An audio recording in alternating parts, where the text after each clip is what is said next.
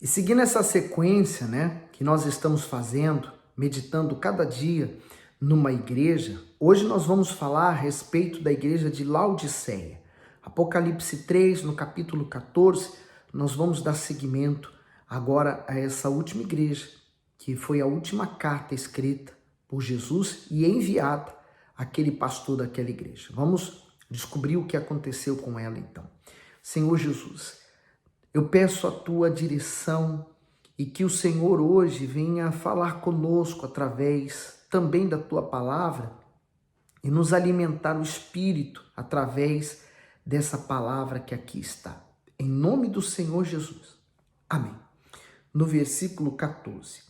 E ao anjo da igreja de Laodiceia escreve: isso diz o Amém, a testemunha fiel e verdadeira, o princípio da criação de Deus. Então ele também se identifica, né, como o Amém, que é o último, e o princípio da criação, aquele que tornou possível todas as coisas.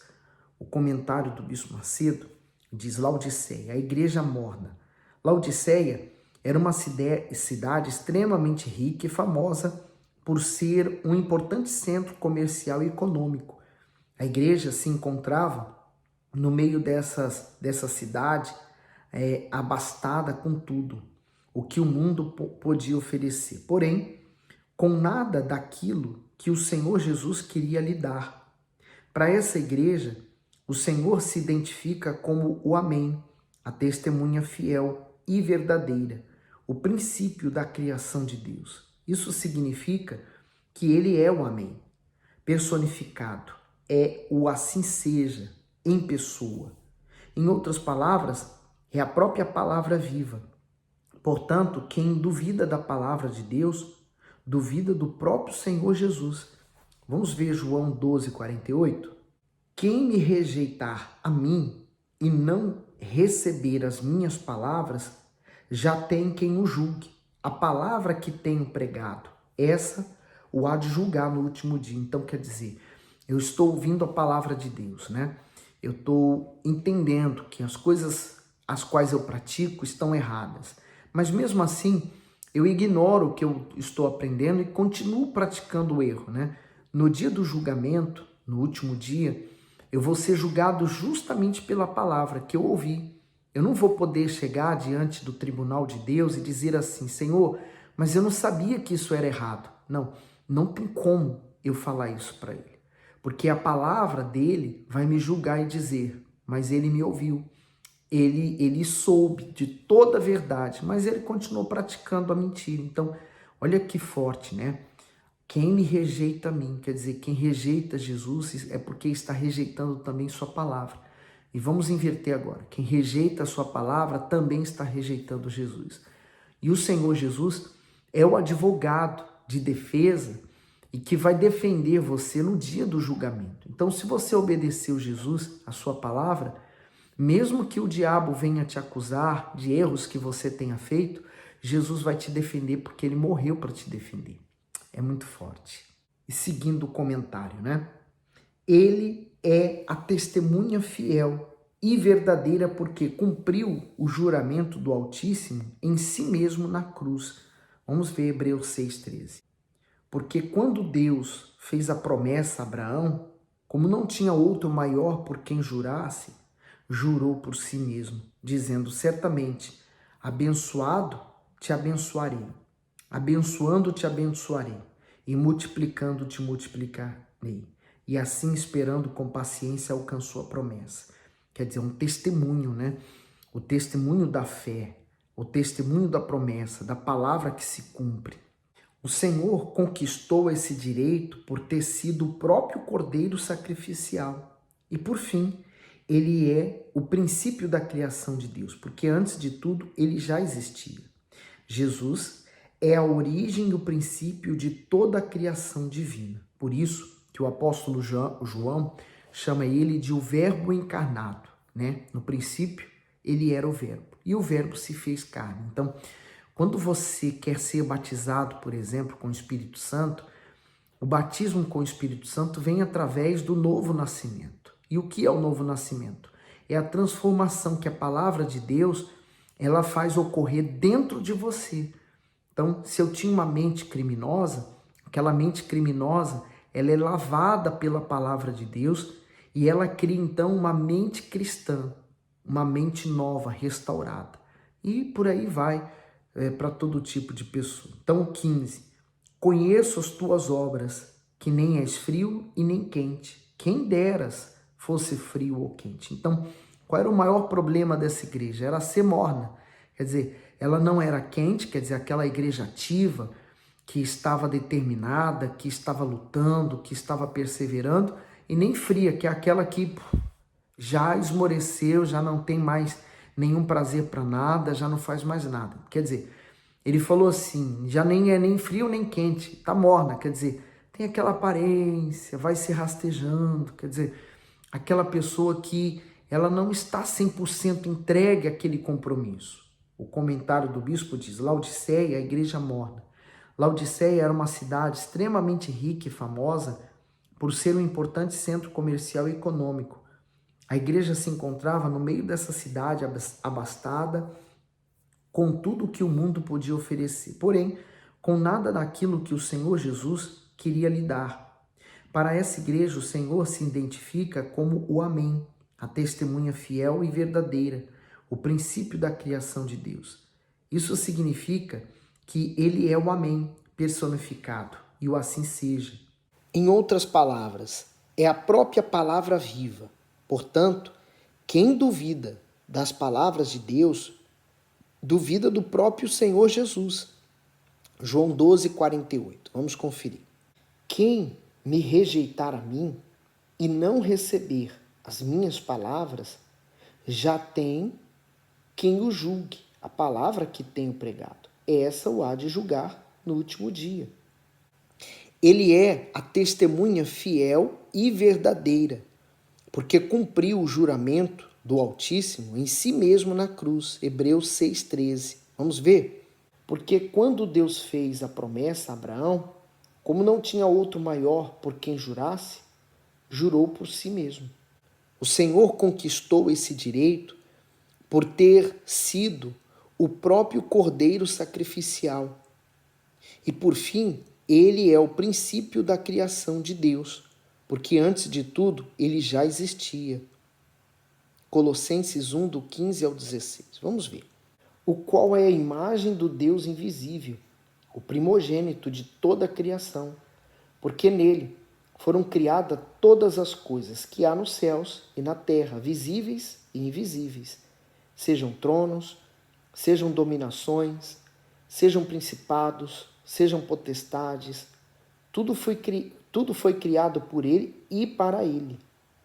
Jesus é a origem e o princípio de toda a criação divina. Quem dera foras frio ou quente. Isso quer dizer, quem dera foras totalmente incrédulo ou ardentemente cristão. Isto é, ou a pessoa é uma coisa ou outra. Esse é o significado dessa expressão. Aquele estado de mornidão espiritual era inaceitável para o Senhor Jesus, o ponto de lhe causar ânsia de vômito. Isso mostra que ele não aceita a fé indefinida. Muitos cristãos estão vivendo de derrota em derrota, exatamente por não assumirem uma posição firme e definida da sua fé. Tentam ser mais ou menos cristãos e assim mais ou menos praticam a palavra de Deus. No entanto, para o Senhor Jesus não existe mais ou menos. Ou é ou não é. Ninguém pode ficar em cima do muro. Aliás, o muro já tem dono e é o próprio diabo. O muro ele já é considerado a neutralidade, né? A neutralidade, você já fez sua escolha. Está neutro, já fez sua escolha. E a escolha automática da neutralidade é o lado do diabo. E eu estava pensando, né?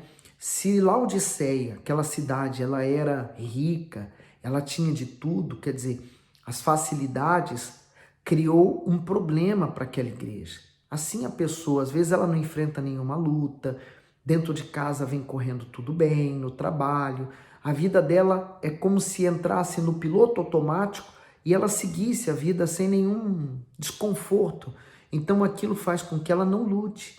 Então quer dizer, significa dizer que quando nós estamos enfrentando lutas, nós estamos mais perto do Senhor Jesus, nós estamos buscando mais, estamos nos rendendo, estamos nos prostrando, buscando, querendo, mas quando nós estamos vivendo aquele momento de calmaria, em que nada está acontecendo, é o momento de maior perigo para o cristão, porque ele pode entrar no estado de mornidão e achar que está tudo bem. O 15, conheço as tuas obras, que nem és frio e nem quente, quem dera fosses frio ou quente. Assim, porque és morno e não és frio e nem quente, vomitar-te-ei da minha boca. Quando é que isso acontece? Que nós queremos vomitar algo que nos fez mal. Justamente aquela comida ou aquela coisa que nos está fazendo mal e nós queremos colocar para fora. E enquanto a gente não põe para fora, aquilo continua nos fazendo mal. Então, a pessoa que ela é morna, ela faz mal para Deus, ela incomoda. Então, olha só a que ponto chega a pessoa que ela está indiferente, né? Ela pratica as coisas de Deus, mas pela metade. Ela fica nessas condições. O 17, como dizes, rico sou e estou enriquecido e de nada tenho falta. E não sabes que és um desgraçado, miserável e pobre e segue nu. Quer dizer, aquela igreja se considerava rica financeiramente, ela tinha tudo, né? Ela estava rica e enriquecendo, quer dizer, ela estava bem, próspera, tinha de tudo que ela queria, o que os olhos queriam, mas olha só como é que os olhos do Senhor Jesus para aquela igreja era diferente, né? Nós olhamos para uma pessoa bem de vida, rica, a gente considera que ela é feliz por ela ter tudo, por ela poder fazer tudo. Mas olha só como é que era a condição espiritual dessa igreja diante dos olhos do Senhor Jesus. Desgraçada, miserável, pobre, cega, nu, quer dizer, ela não tinha nada de bom, espiritualmente falando, né?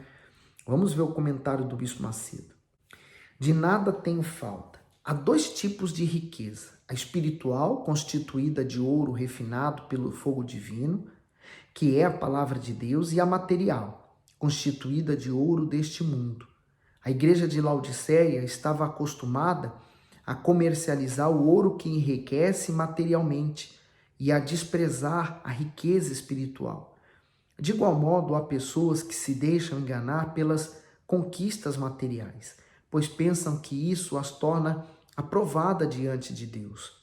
É Ele quem dá condições ao ser humano para possuir riquezas, mas orienta a não colocar nelas o coração. Embora muitos tenham conquistado grandes bênçãos por meio da fé, não conquistaram o principal, que é o novo nascimento. Por isso, continuam pobres, miseráveis e cegos, e também nus.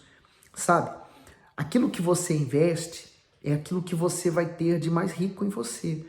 Se você investe no material, você vai ter o material. Se você investe em conhecimentos deste mundo, você vai ter conhecimentos deste mundo. Se você investe na vida espiritual, então você vai ter o retorno do seu investimento na vida espiritual também.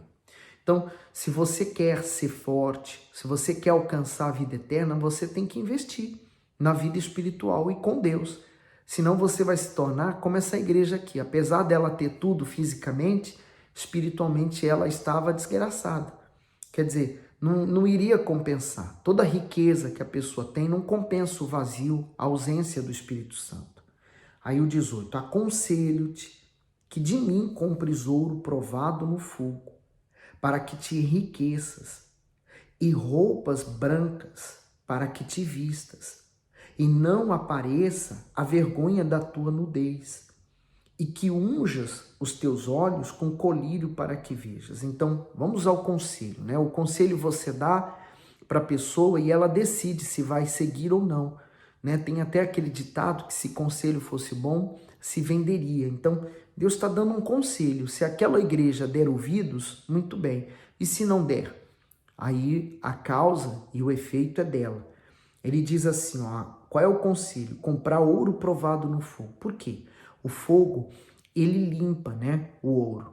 O ouro vem sujo. Então, quando ele é provado pelo fogo, então quanto maiores temperaturas o ouro passar, mais purificado ele fica. Então é retirado toda a impureza do ouro e ele se torna puro na sua essência.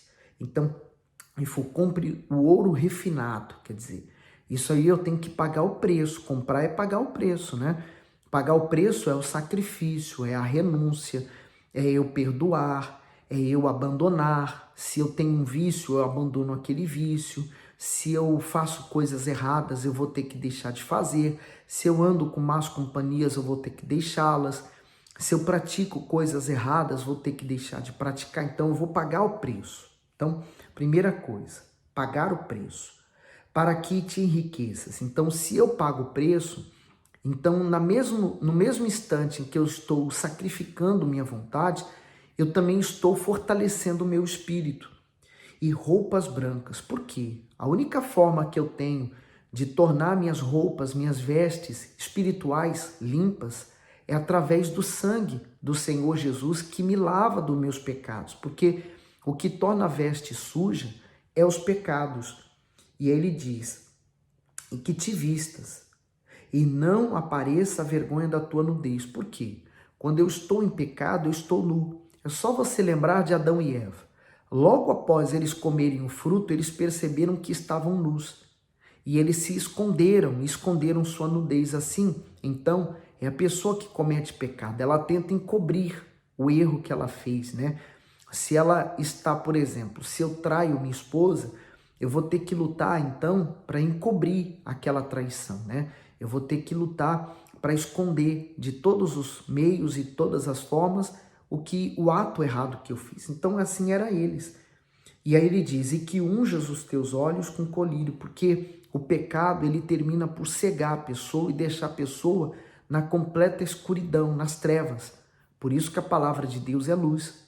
O próprio Senhor Jesus falou assim, eu sou a luz do mundo, porque ele ilumina os olhos do nosso entender. E aí, continuando, no 19, eu repreendo e castigo a todos quantos amo. Sê, pois, zeloso e arrepende-te. Então, eu vejo aqui exatamente o cuidado do Senhor Jesus para com todos, até com o morno, até com aquele que talvez já não tenha tanta esperança de mudar. Mas eu vejo aqui o cuidado. Assim é o nosso cuidado com as pessoas que, por exemplo, às vezes a gente vê que o futuro dela com Deus pode ser promissor, que ela pode dar mais, que ela tem condições de fazer mais, e nós às vezes queremos corrigir, queremos ser mais duro, queremos falar com a pessoa, e às vezes ela não entende como o amor que nós estamos expressando naquela correção. Ela entende como se nós estivéssemos contra ela, ou lutando contra ela, e ao contrário, você quer o seu bem, e eu estou aqui do outro lado torcendo para o seu bem também. Eu estou junto com você, querendo que você vença, que você receba o Espírito Santo. Eu estou na torcida, não sou contra. Pior que a pessoa, ela termina se aliando com aqueles que quer ver ela mesmo na lama. E esquece que aqueles que estão na torcida, às vezes, puxam a orelha, né? Não está toda hora dando tapinha nas costas, fazendo carinho na cabeça. Às vezes, e muitas das vezes, está mais puxando a orelha do que fazendo carinho. Então, valorize aqueles que cuidam de você, né? Com amor, com carinho. O Bispo Macedo diz assim, ó, eu repreendo e castigo. A igreja de Laodiceia começou quente, como muitas igrejas hoje em dia. Entretanto, com o decorrer do tempo, foi desviando a sua visão do objetivo principal e eterno, que é a salvação, para dar lugar a outro objetivo, terreno e passageiro, as ambições materiais. Por isso ela foi exortada a se vestir com as roupas brancas da santidade e da justiça e a ungir os olhos com o colírio da verdade, a fim de curar sua cegueira espiritual. A repreensão do Senhor Jesus tem como finalidade disciplinar, corrigir e abrir os olhos dos seus servos para que não se iludam com a aparência deste mundo e venham se perder em suas ilusões. Paradoxalmente, a pobre igreja de Esmirna se torna rica diante de Deus, e a rica, a orgulhosa igreja Laodiceia se torna pobre e miserável. Quer dizer, as lutas, ela nos enriquece espiritualmente. A falta de lutas nos faz ser pobres espiritualmente, porque nós não temos por que lutar. O Bispo Macedo chama isso do tubarão no aquário do peixe. No 20, eis que estou à porta e bato.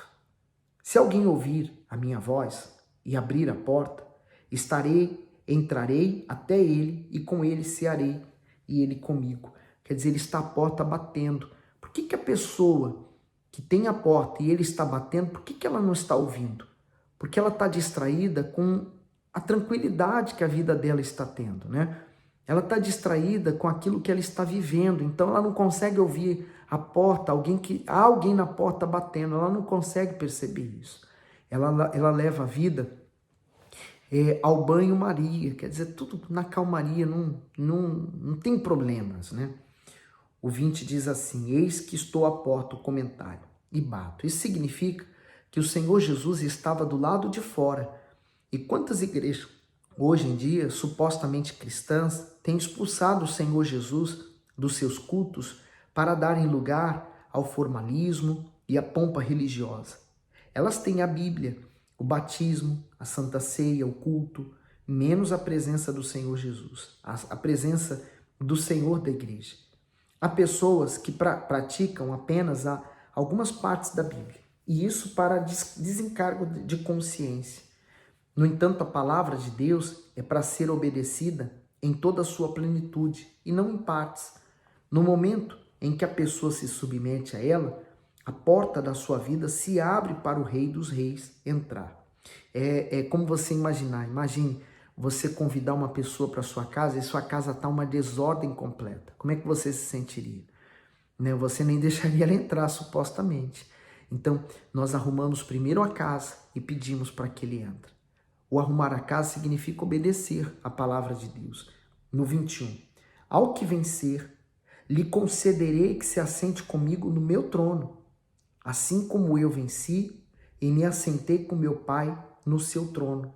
Quem tem ouvidos, ouça o que o Espírito diz às igrejas. Então, novamente ao vencedor, quer dizer, o vencedor é aquele que vai chegar até o final perseverando, aquele que no caso da igreja de Laodiceia, né, é a igreja em que ela vai então determinar essa mudança, ela vai fazer acontecer essa mudança e ele vai vencer, vai se assentar no trono junto com o Senhor Jesus. O Bispo Macedo faz o comentário, concederei que se assente comigo. As duras repreensões do Senhor Jesus aos cristãos de Laodiceia demonstravam o seu amor e o seu zelo por eles, e não o seu desprezo. O desejo do Filho de Deus era que todos eles saíssem daquela triste condição de mornidão espiritual e despertasse para a grande oportunidade de salvação que estava recebendo. Se em vez de darem lugar ao orgulho e às vaidades, eles permitissem que o Senhor Jesus se tornasse a razão de suas vidas, receberiam o mais alto privilégio de se assentarem com ele no seu trono. Ou seja, nem tudo estava perdido, só dependia de cada um deles, como só depende de cada pessoa que lê estas palavras. Deus está disposto a apagar todos os seus pecados e a esquecer definitivamente os seus erros.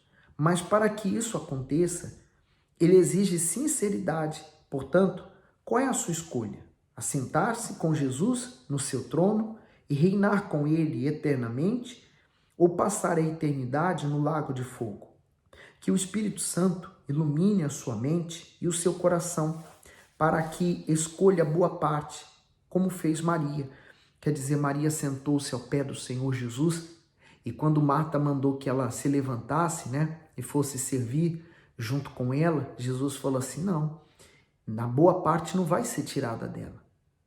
Por isso, Marta, ela é o símbolo daquelas pessoas que, como aqui, Laodiceia, estão mornas espiritualmente, estão às vezes até trabalhando, fazendo a obra, estão na igreja, frequentam os cultos, mas ela não está obedecendo 100%. Ela colocou o piloto automático e está seguindo a vida dela. Maria não. Maria, ela parou tudo para poder ouvir o Senhor Jesus, em ouvir e obedecer. Por isso que quem tem ouvidos, ouça o que o Espírito diz. E eu digo a você também, se você tem ouvidos, ouça o que o Espírito Santo vem falando com você nesses vídeos até aqui, né? Nessas cartas que o Senhor Jesus enviou a cada igreja. Agora você sabe de todas as igrejas, porque hoje nós encerramos. Amanhã vamos para o capítulo 4 e entramos numa nova etapa do que o apóstolo João vai começar a ver. Mas até aqui você teve a visão do Senhor Jesus sobre cada tipo de cristão. E em qual igreja a sua vida hoje está se encaixando? Em qual delas? Então, faça a sua própria avaliação, repare o que precisa ser reparado, como diz aqui o bispo, ainda há tempo para você. E siga em frente, tá bom? Espalhe esse vídeo, vamos anunciar a volta do Senhor Jesus. Fique bem, fique com Jesus.